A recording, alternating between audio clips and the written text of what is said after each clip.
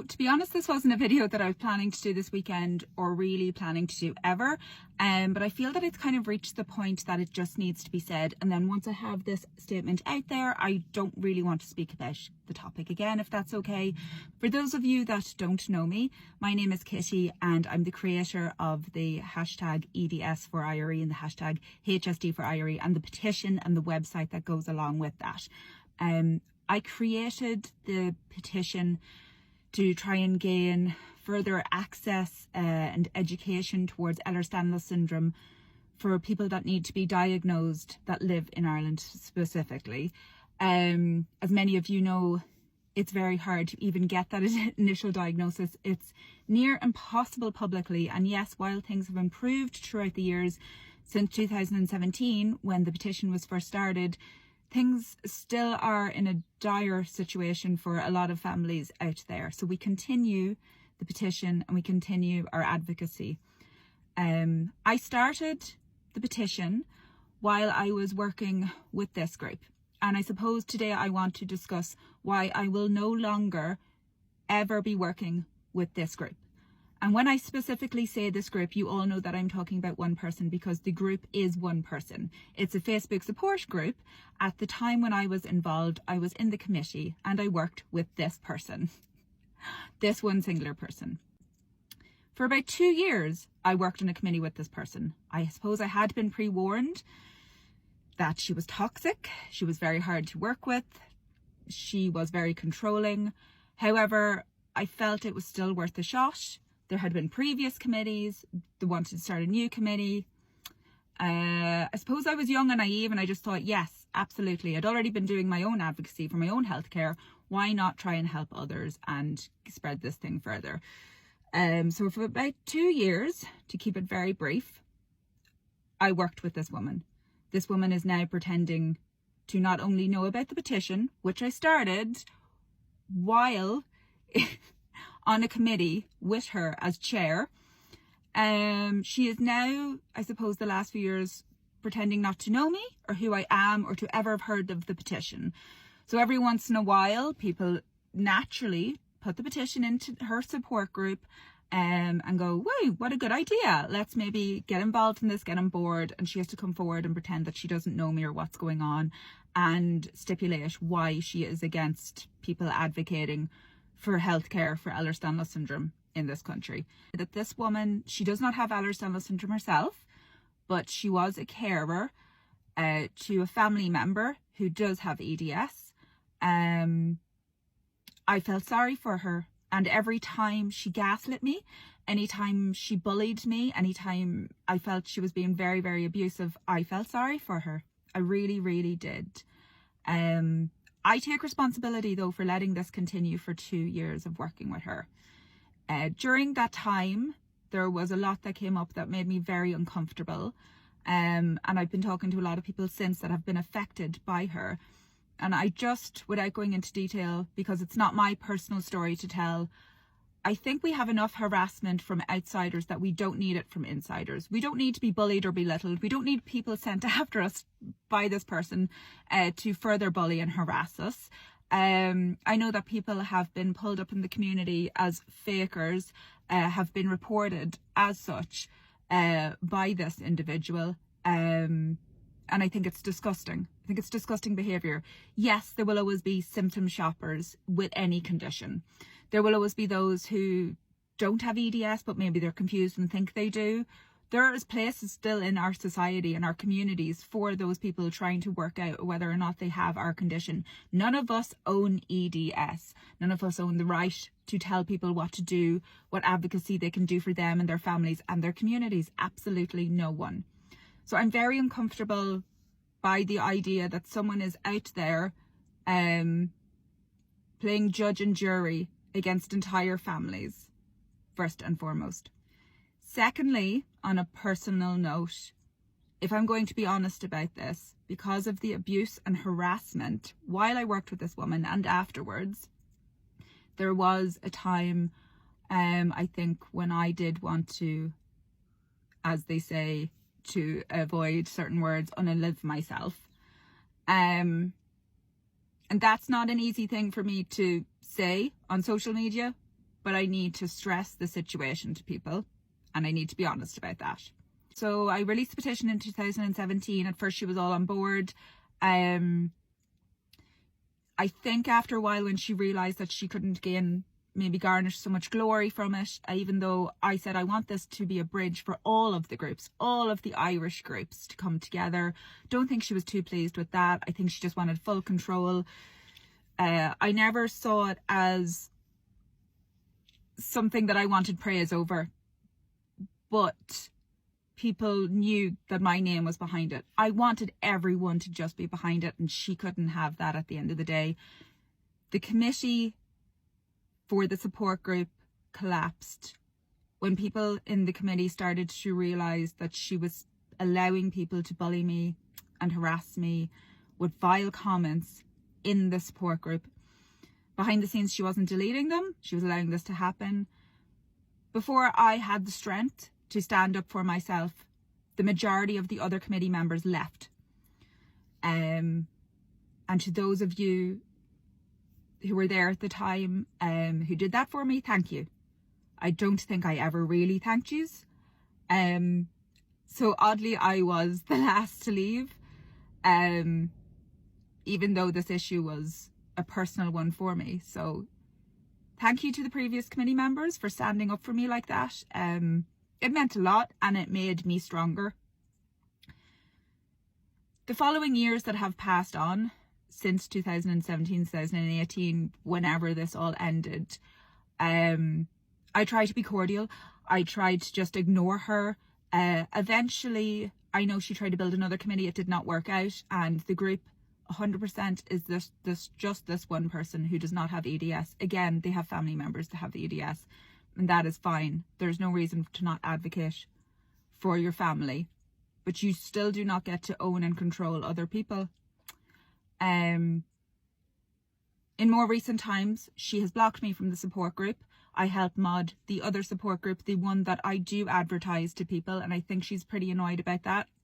Nothing I can do about that. I'm not advertising a support group that I am blocked from. Why on earth would I? One that is ran by someone who I think is toxic and dangerous and an overall bully. Once she had blocked me from the support group, I didn't really mind, because I still felt bad and hadn't blocked her personal account, and she was still trying at times to be all pally and messaging me, clearly just trying to gaslight me into thinking we were friends. It was very unusual behaviour. And then eventually, after she had blocked me from the group, I was able to feel okay with blocking her on social media. However, even though I've still blocked her on social media and I've tried to move on, every once in a while something pops up and someone comes to me and they tell me something that's going on. I'm like, I don't want this woman in my life at all, under any circumstances. So I hope everyone that comes to me and asks, why don't we work together? I hope you understand this is why I am not working with this woman. Her responses to why she's not working with me is to pretend basically that she doesn't know me and to pick apart the petition. So I would like to, I suppose, go into a couple of very important points. It is still very, very difficult for families to obtain the diagnosis of Ehlers-Danlos syndrome or hypermobility spectrum disorder in this country for various reasons, especially publicly. Yes, I am lucky enough to have the diagnosis now.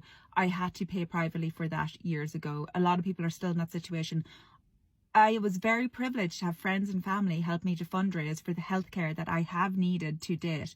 Not everyone has that privilege, and I still think it's a good idea to advocate for other people's rights. I am not, under any circumstances, telling any individual or any group that they need to advocate for the healthcare of Ehlers-Danlos patients in this country. I am not. For those people that do believe that we have enough healthcare, enough human rights, that's absolutely fine. You go on about your day.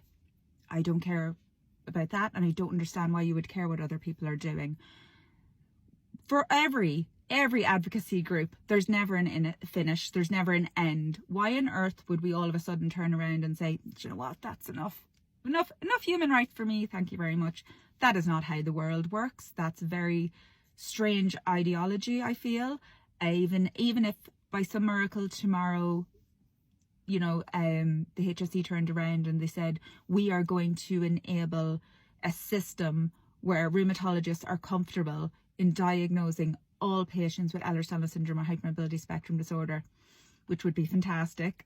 Even if that happened, there's still work to do. There's always work to do. Yes, things are better than they were in 2017. Yes, advocacy and awareness is needed worldwide. How on earth does that mean that we are finished this job and will ever be finished this job? We are still living with these conditions. We are still finding it very difficult to find physios that even know about the condition. Lots of doctors and nurses have no idea what EDS is. And when we talk about this, I want to bear in mind that I've always said we're talking top down here. We need the government to be on board. I'm not blaming any of these doctors, any of these physiotherapists. Just to answer what exactly an EDS consultant is, it's a rheumatologist. Yes, it's a rheumatologist. The HSE will tell you so.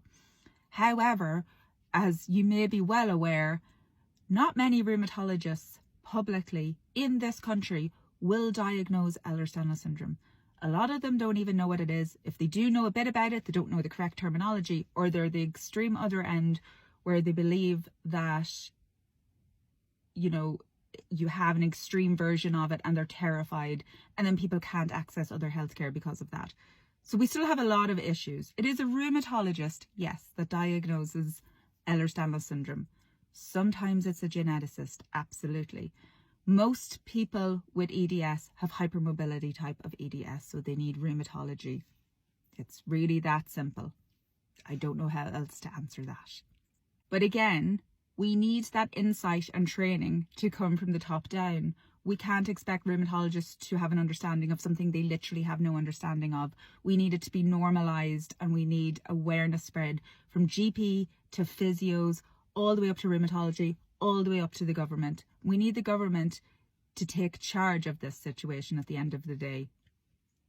Thank you so much to everyone out there who has advocated ever for Ehlers-Danlos syndrome and hypermobility spectrum disorder in this country. We still have a lot of work to do. I believe that we can do that collectively. We can do it personally. I believe that it's not up to one person or organisation to ever have full control or say on how we go about this. If you want to attend our gatherings outside the Dáil, please do. We go with a leaflet and banners, and we talk to whoever's about and whoever wants to listen. We also obviously do a lot of other admin work in the background. You can get involved by joining our WhatsApp group, but also check out the website if you do need any support whatsoever. I highly suggest that you do join an Irish support group if you feel that you have EDS or any of your family members do. We are all just out here struggling, trying to get access to healthcare.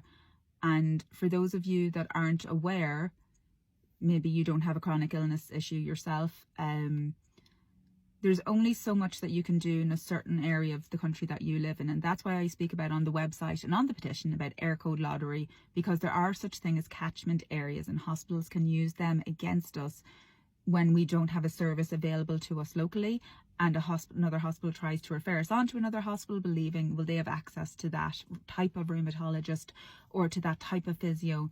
That can get shut down very quickly.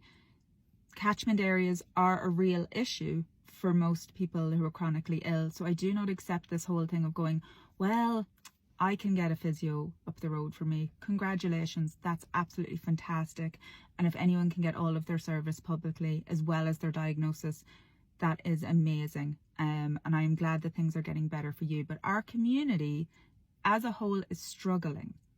And I don't know why we are patting ourselves in the back for that. Again, on a personal note, thank you. Thank you to everyone who has ever helped out on this campaign. Thank you to the amazing people I've met along the way who have made me a stronger person than when I was a part of that terrible committee.